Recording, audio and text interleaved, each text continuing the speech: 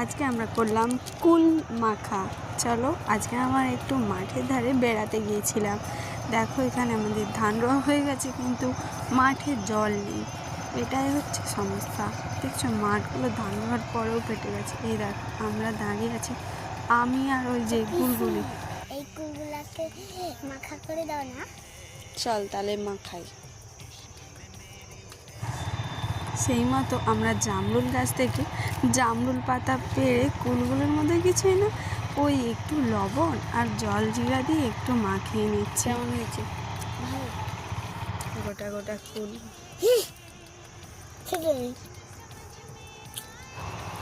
জানো তো এই কুল খেতে খুবই ভালো লাগে, আর এটা যদি গোটা গোটা, ওকে জিজ্ঞেস করছিলাম কেমন হয়েছে, ও বলছে খুব ভালো লাগছে।